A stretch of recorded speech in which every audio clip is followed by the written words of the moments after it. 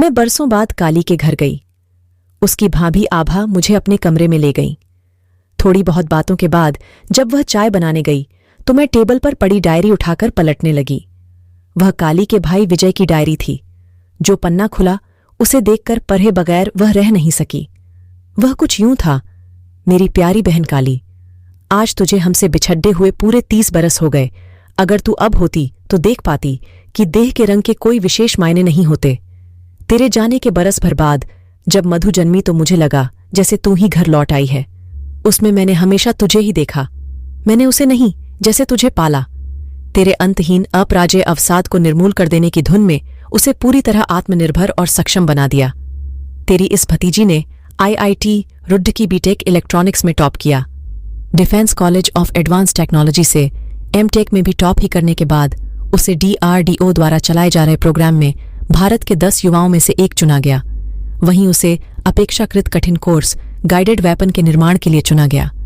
उसके यानी तेरे सातों आसमान सब उसकी यानी तेरी मुट्ठी में कैद हो गए। जब उसे भारत की जटिलतम मिसाइल निर्माण के लिए वैज्ञानिकों की टीम का प्रमुख चुना गया। सफल होने के रास्ते तो और भी हो सकते थे काली, पर मैंने उसे वहीं भेजा क्योंकि वैज्ञानिक परीक्षण वैज्ञानिक की देह का रंग देखकर सफल या असफल नहीं होते। अब उसका जीवन उसके रंग रूप से तो प्रभावित होने नहीं जा रहा काली। पता है, तेरी इस भतीजी मधु के सामने एक से एक गोरी लड़कियों के सौंदर्य फीके पड़ डट गए। सहपाठी लड्ढकों के पुरुषत्व के घमंड में प्रधान बनने के सारे अभिमान उसके व्यक्तित्व से टकराकर चूर चूर हो गए। काश तू भी अभी जन्मती काली, तब तुझे यूं हिम्मत हारनी नहीं पड़ती मेरी प्यारी बहन। बाबूजी ने हम तीनों भाइयों की अच्छी शिक्षा के लिए सीमित साधनों का हवाला देकर तेरी शिक्षा कुर्बान कर दी। उस समय मेरे लाख समझाने पर भी वो नहीं समझे कि उनके घर में जन्म लेकर तू पराया धन नहीं हो सकती। विवाह तो हम सबके भी हुए हैं। चल, मैं तो उनके पास रह पाया, पर बाकी दोनों भाई तो परदेश जाकर उनके पास उतना भी नहीं आ पाए जितना तू आ पाती अपनी ससुराल से उनके पास। बाबूजी की पुरानी सोच पर तू उन्हें क्षमा कर देना काली। तेरा दुख मैंने हमेशा समझा। तुझे आशा बंधाने और समाज को राह दिखाने के लिए ही तो मैंने इतनी अधिक सांवली आभा से विवाह किया था। कितना नाराज हुए थे माँ बाबूजी दोनों आभा से विवाह के नाम पर। उन्होंने तो उसे आज तक भी मन से स्वीकारा ही नहीं। तू तो अच्छी तरह जानती थी, फिर इस तरह हिम्मत क्यों हारी तूने? जब से तू गई है तब से मेरे मन में तो सिर्फ काली लड्डकियां ही घूमती रहती हैं, जैसे उन सबकी कुशलता की जिम्मेदारी मेरी ही हो। इस बार मैंने तुझे यानी तेरी भतीजी मधु को काले गोरे के कीचड़ से निकालकर आत्मविश्वास का अनंत आकाश उसकी मुट्ठी में भरकर उसे यानी तुझे पूर्ण सक्षम बनाया है। अब तो तू खुश है ना काली?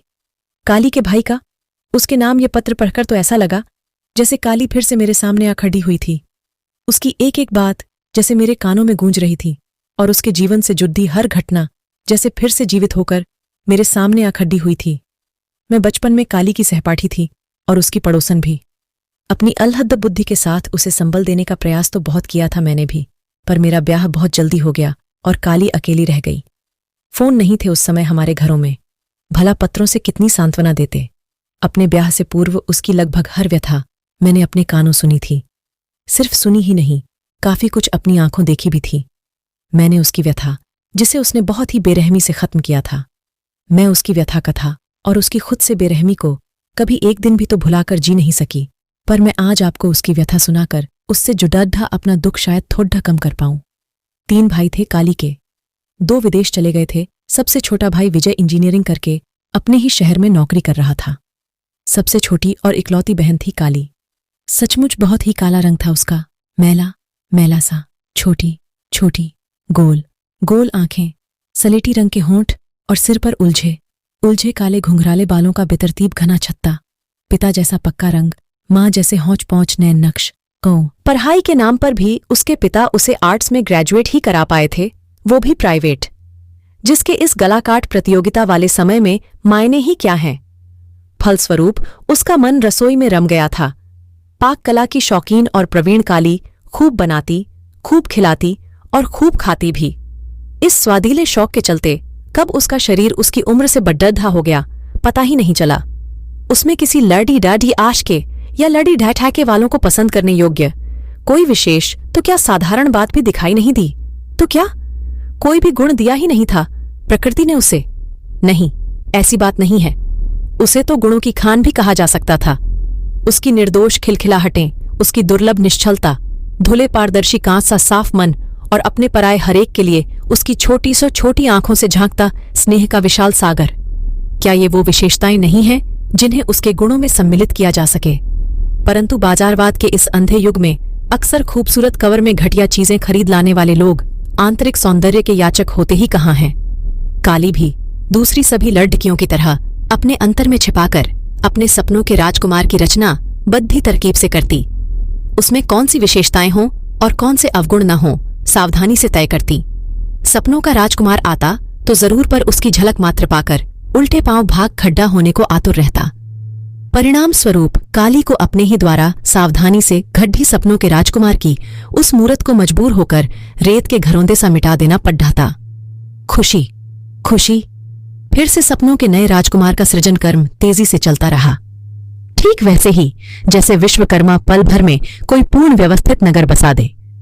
आरंभिक अस्वीकार तो उस जिंदा दिल लड़की की आशा को पराजित नहीं कर सके, परंतु निरंतर अस्वीकारों की दलदली जमीन में उसकी आशा धीरे धीरे धंसती चली गई।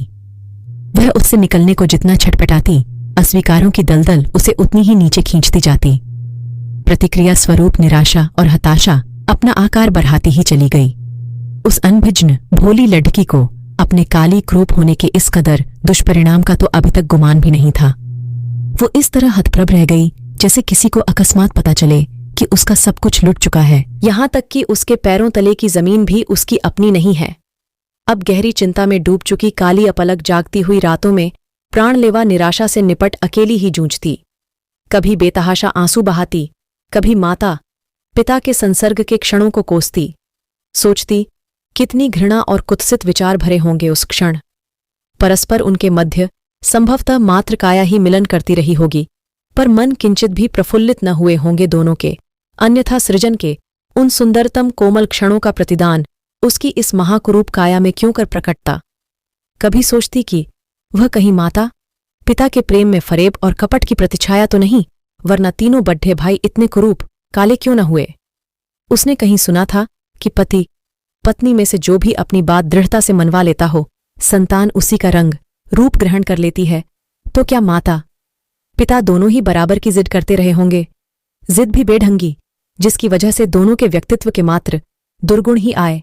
उसमें मलाल करती कि काश मां का रंग और पिता के नैन नक्श भी उसे मिल गए होते तो वह इतनी काली क्रूप तो नहीं हुई होती। वह रह रहकर अधीर हो उठती, स्वयं से ही अनेक निर्मम प्रश्न करती। क्यों क्यों आखिर क्यों नहीं पहचानता कोई मन की अच्छाइयों का अप्रतिम रूप? क्यों नहीं देखता कोई प्रेम की स्निग्धता, समर्पण का चमचमाता उजला रंग? देह पर चढ़ी झीनी काली परत क्यों हावी हो जाती है इंसान की इन भारी भरकम अच्छाइयों पर?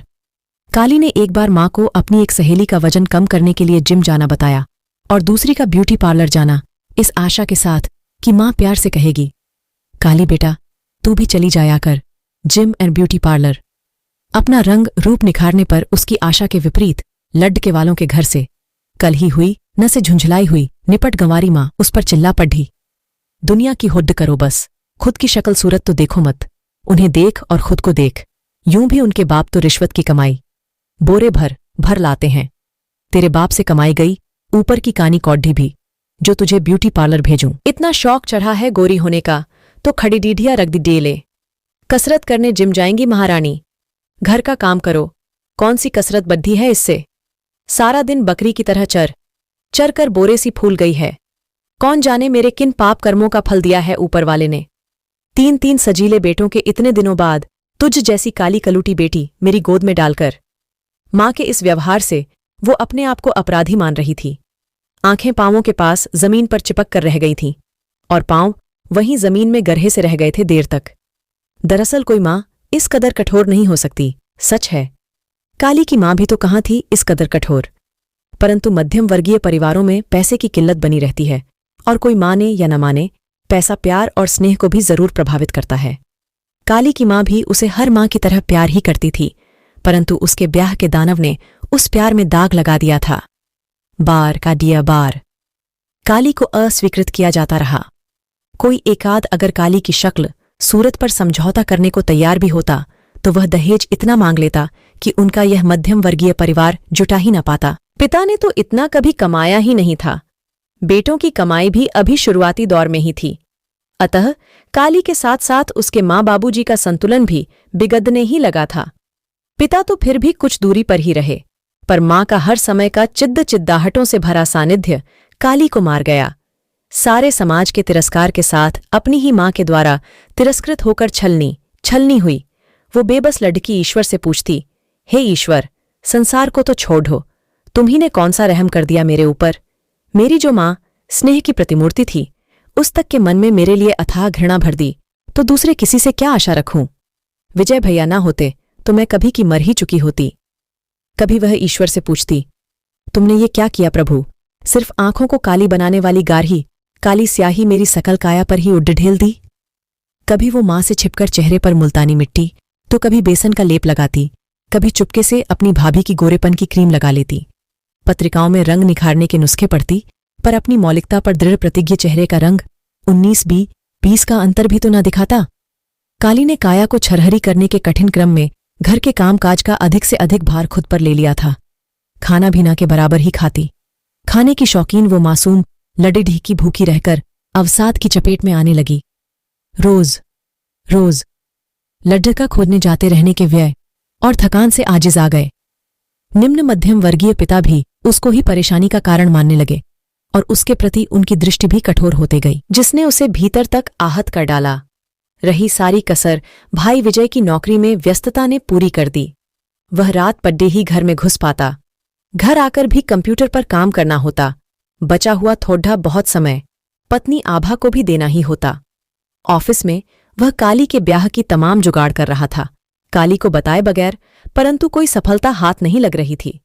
परिवार और समाज द्वारा कुछ अनजाने ही और कुछ जानबूझकर की गई उपेक्षाओं के मध्य वो निश्चल निर्मल मन भोली लड्डकी भ्रमित होकर रह गई। ऊपर से दिल दहला देने वाली हर अस्वीकृति के बाद अपनी ही माँ के ताने, उलाहने और अपने ही पिता की कठोर होती दृष्टि सहती वह 21 बरस की आयु में हताश हो उन्हीं भयानक अस्वीकारों, तिरस्कारों, उपेक्षाओं और ताने उलाहनों को उसने अपने ही दुपट्टे के साथ मजबूती से बांधा और उसका एक सिरा अपनी गर्दन में और दूसरा पंखे की छड्डीयट से बांधकर अपनी काली मोटी काया लेकर मौत का झूला झूल गई। वो भोली घरेलू लड्डकी दूसरी पर ही लिखी लड्डकियों की तरह अपनी भावुकता पर नकेल कसना सीख ही कहाँ पाई थी। परिवार अपनी नासमझियों का यह प्रतिफल सोच भी नहीं सकता था। सब हताश थे, खासकर विजय बहुत व्याकुल हो उठा था। विजय उसकी पढ़ाई के समय उसकी मदद नहीं कर सका था, तब वह भी तो पढ़ाई ही कर रहा था, परंतु अब तो वह स्वयं कमाता था। उसने काली को फिर से पढ़ाने लिखाने का प्रयास भी किया था, परंतु इस बार काली ध्यान लगा ही नहीं सकी थी पढ़ने लिखने में। विजय को बार बार पश्चाताप होता कि काश उसने थोड़ा अधिक समय दे दिया होता, काली को तो शायद उसे यूं मरना न पड़ता। काली की आत्महत्या के ठीक 1 बरस बाद काली के तीसरे यानी सबसे छोटे भाई विजय की पहली संतान उसकी बेटी ने जन्म लिया। बच्ची की झलक मात्र ही परिवार का दिल बैठाने के लिए काफी थी। जैसे मरकर भी काली अपने प्यारे भाई विजय से अलग रह नहीं सकी थी और बरस भर बाद इतिहास को दोहराने चुपके से वापस अपने घर चली आई थी। बच्ची का जन्म घर में मातम लेकर आया। काली की भयावह मृत्यु का धुंधलाता दृश्य खुद को झाड़ पहुंचकर घर के हर सदस्य के दिल में सीना तान कर आग खड्डा हुआ। सब एक दूसरे से आंखें चुरा रहे थे। कभी दीवार पर टंगी काली की मालाचर ही तस्वीर को देखते, कभी दृष्टि चुराकर उस नवजात को। रूप रंग को लेकर समाज की खोखली मान्यताओं से जन्मी उपेक्षा ने मां आभा की आंखों से बच्ची के लिए नैसर्गिक ममता को पीछे धकेल दिया था। आभा की आंखों में काली की असमय मृत्यु का आतंक उस नन्ही बच्ची के भविष्य के भय से जुड़ गया था, जिसे बच्ची के पिता विजय ने सहज ही ताड़ लिया। स्त्रियां भी विचित्र ही होती हैं, खुद कैसी भी आडढ़ ही तिरछी क्यों न हो, परंतु बहु बेटियों में रूप सौंदर्य की कमी उनके लिए घर में जैसे अमावस्या सा अंधकार ला पटकती है। कहीं न कहीं विजय को तो संतोष ही हुआ था इस रूप में काली के लौट आने का। वह इस बार काली के अथाह प्यार के आरण से उरण होने का अवसर पा गया था, जैसे इस बच्ची को योग्य बनाकर माँ, बाबूजी और सारे समाज द्वारा की गई उसकी उपेक्षा और उसके साथ हुई नाइंसाफी के पश्चाताप से मुक्ति पा जाने का यह रास्ता दिया था प्रकृति ने उसे। वह समझ गया और उसने आभा के पास लेटी बच्ची को अपनी गोद में उठा लिया था। माँ, बाबूजी को उनकी पहली पोती तथा पत्नी को उसकी पहली संतान की बधाई देकर माहौल को थोड़ा हल्का किया। विजय अपने परिवार में सबसे अधिक पढ़ा लिखा था, प्रगतिशील विचारों से भरा युवा, आधुनिक होते समाज का हिस्सा, जो यह जानता था कि आने वाला कल स्त्री का भी होगा, जहां उसके रंग रूप से उसका जीवन प्रभावित नहीं होगा, इसलिए वही कर सकता था ये सब। इसलिए नहीं कि वह पुरुष था तो वही सोच सकता था। एक स्त्री, वो भी माँ, अपनी बेटी के लिए जरा भी नरम नहीं थी, और एक पुरुष, भाई ही सही, पर अपनी बहन की पीड़ा को समझ सका, अपने लिए उसके निस्वार्थ प्यार को समझ सका था, जिसका प्रतिफल न दे पाने का पश्चाताप बारीक सुई की नोक बनकर उसे भीतर तक चुभता रहता। अगर काली के स्थान पर कोई और होती जिसने समाज के इस रूप से आजिज आकर यह कदम उठाया, तो संभवतः विजय भी तटस्थ ही रहा होता, परंतु यह तो उसकी लाडली बहन काली के साथ ही हुआ था ना। इस समय उसकी तटस्थता उसके जीवन को निर्मूल ही कर सकती थी। आभा ने बच्ची का रंग निखारने के लिए कौन सा उपाय नहीं किया, परंतु प्रकृति अभी मिलावटखोरी से बची हुई है। उसकी ईमानदारी सिद्ध करता बच्ची का पक्का रंग ठस से मस नहीं हुआ। अपने पसंदीदा फुलकारी वाले जिस गुलाबी दुपट्टे को ओढ़कर काली ने अपने मन में न जाने कितने सपने पोसे होंगे, उस भयावह रात उसी गुलाबी दुपट्टे से बंध कर लटकती हुई काली की लंबी हो गई गर्दन, उसकी फटी हुई आंखें उसके मुंह से लंबी होकर बाहर निकल आई, सफेद जीभ पंखे से लटकी उसकी काली मोटी सकल काया रात को आंखें बंद करते ही अक्सर आभा के आगे झूलने लगती, और वो भयभीत हो अचानक चीख पड़ती। विजय ने उसके अनकहे भय को भांप लिया था। इकलौती लाडली बहन को खो देने का, दुख भूलने का तो प्रश्न ही कहाँ था। अभी तो विजय उसकी आत्महत्या के कारण से ही समझौता नहीं कर पाया था। इस बच्ची ने उसके घर में जन्म लेकर तो जैसे उपकार ही किया था उस पर, उसकी आत्मा से काली की तर्कहीन आत्महत्या का बोझ उतारने का उपकार। बचपन के वो दिन याद थे उसे, जब काली सबको छोड़ ढटकर छोटे भैया कहती उसके पीछे दौड़ ढती रहती। विजय के सिवा उसे किसी और का साथ बिल्कुल भी तो न सुहाता। माँ सारे बच्चों को खाने की चीजें बांटती तो काली अपना हिस्सा भी विजय को देने लगती। विजय थोड़ा सा लेकर प्यार से उसे अपने पास बैठाकर बाकी उसे ही खिला देता, और वो विजय से 7 बरस छोटी काली खुश होकर उसके कंधों पर झूल जाती। और वह बात वो कैसे भूल सकता था जब विजय ट्यूशन जाने के लिए साइकिल की जिद कर रहा था और बाबूजी ने साफ मना कर दिया था, तो विजय खूब दुखी हुआ था। तब नन्ही सी काली ने अपने छितरे हुए बालों के पीछे छिपे कानों से अपनी छोटी छोटी बालियान उतारी और उसे देकर कहा था, छोटे भैया, इसके बदले में पैसे मिलते हैं। हाँ सच्ची। एक दिन माँ ने बाबूजी तो यही कहकर अपने तड्ढे दिए थे।